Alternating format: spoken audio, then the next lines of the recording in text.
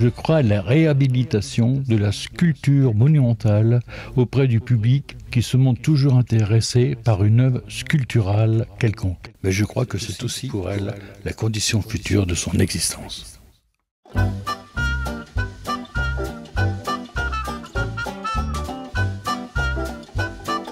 Alfred Auguste Janiot. Ce nom ne vous dit peut-être rien, pourtant, Alfred Janiot est considéré comme l'un des plus grands sculpteurs de l'entre-deux-guerres. Vous avez peut-être, sans le savoir, croisé une de ses œuvres, puisque caractéristique des années post-Grande Guerre, ce que l'on va appeler les années Art déco, l'art sort dans la rue et se mélange aux bâtiments architecturaux.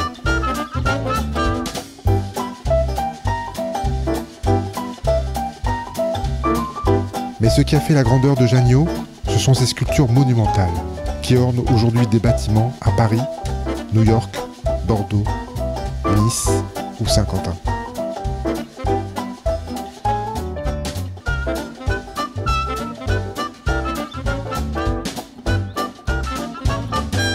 L'idée de Janiot, c'était de reprendre les grands décors comme on faisait au Moyen-Âge, comme on faisait à la Renaissance. Il était contre la nudité architecturale. Et en ce sens, il est complètement à l'opposé de Le Corbusier. Janiot est intéressant et l'un des plus importants de l'époque.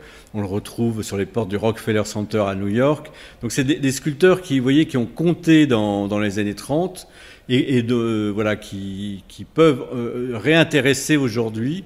Et ils sont parmi les meilleurs. Hein. Janiot était une star dans les années 30. Le musée de la Porte Dorée, hein, l'actuel musée de l'immigration. Là, vous avez son chef-d'œuvre. Le Palais de Tokyo à Paris, qui est le musée d'art moderne de la ville de Paris. Vous avez également là un très grand bas-relief de Janiot, formidable. Derrière moi, là, vous avez l'un de ses premiers bas-reliefs, Eros, qu'il réalise à la Villa Médicis à Rome en 1920 et qui sera acheté par l'architecte Boileau, qui est l'un des grands architectes de l'époque, qui construit par exemple le palais de Chaillot à Paris, le Trocadéro, le palais du Trocadéro, avec Jacques Carlu, qui est lui aussi un grand ami de Janiot. Comme il était prix de Rome, ami avec beaucoup d'architectes, ils étaient tous ensemble à la Villa Médicis, ils se sont liés d'amitié. Quand ces grands architectes-là, quand on a reconstruit dans les années 30 ces grands immeubles, eh ben, ils ont fait appel à leur ami Janiot. Il s'est spécialisé quelque part dans l'art monumental et on l'a appelé parce qu'il savait le faire. Janiot, maître des œuvres monumentales. Pourtant, bien avant cette reconnaissance internationale, Alfred fait ses gammes à l'École des Beaux-Arts de Paris. De retour de la Première Guerre mondiale, il fera partie de la génération artistes du feu, en rapport avec la Grande Guerre. En 1919, il obtient le premier prix de Rome, section sculpture. De retour en France, Alfred participe à sa façon à la reconstruction de la France. Saint-Quentin sera une étape parmi beaucoup d'autres, mais entre Saint-Quentin et Alfred Janiot, c'est un peu une histoire d'amour qui remonte aux années 30. Janiot à Saint-Quentin, il a sa place parce qu'il a été collectionné très tôt par la municipalité, dès 1936, avec les dommages de guerre. Saint-Quentin, la ville et le conservateur du musée décident d'acheter de la sculpture figurative de l'époque, et donc il y a un choix qui est fait pour acheter quelques pièces de Janiot.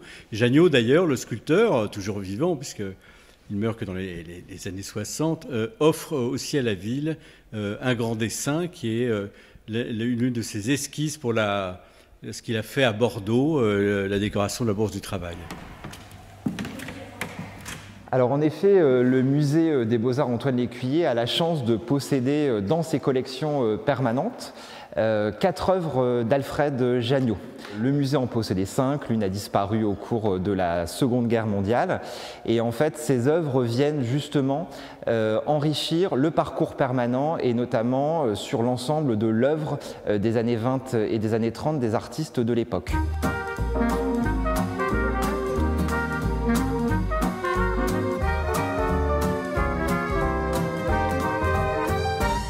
Alors ces œuvres, elles ont une histoire bien évidemment.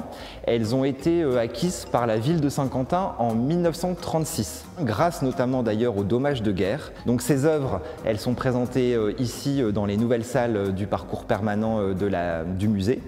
Et elles permettent justement de montrer tout le travail du sculpteur, et notamment d'Alfred Janniot, qui est un grand nom de la sculpture des années 20 et des années 30, au même titre que Jacques-Émile Ruhlmann, qui fut le grand architecte décorateur de l'époque, ou de Jean Dupas, le peintre d'ailleurs avec qui il a partagé la Villa Médicis au début des années 20.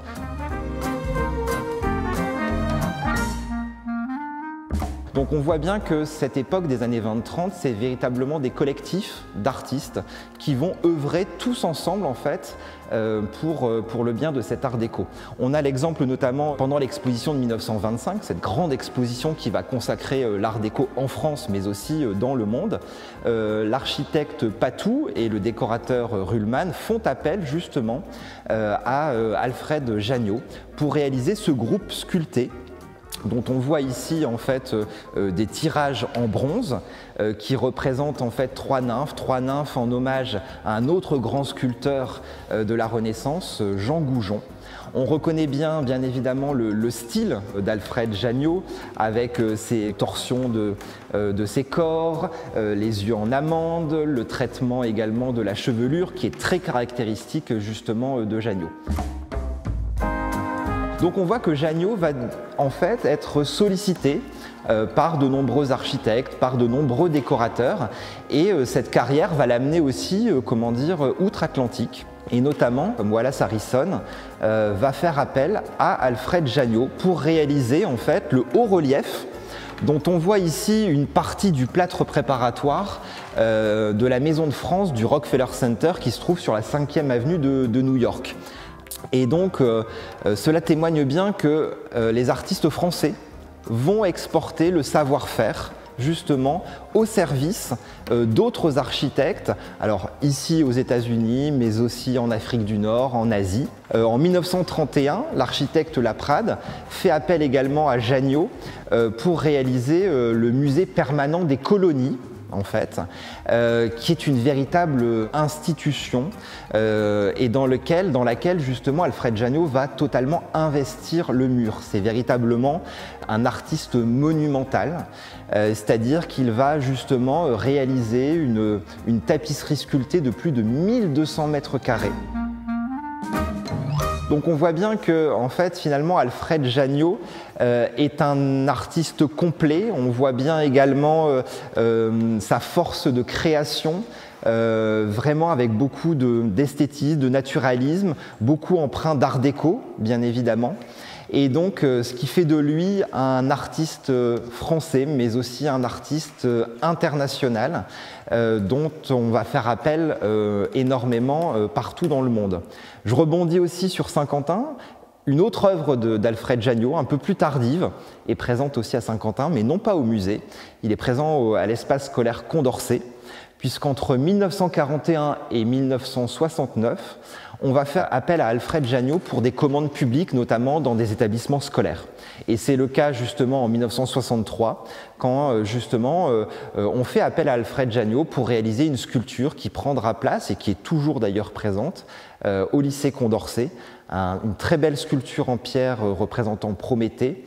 L'idée était de pouvoir investir également des lieux d'enseignement comme celui-ci, avec la transmission du savoir et notamment l'expertise d'Alfred Janniot.